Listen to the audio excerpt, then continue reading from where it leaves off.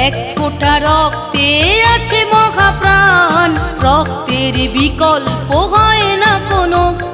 মৃত্যুর মুখ থেকে মুমূর্ষুকে রক্ত দিয়ে তুমি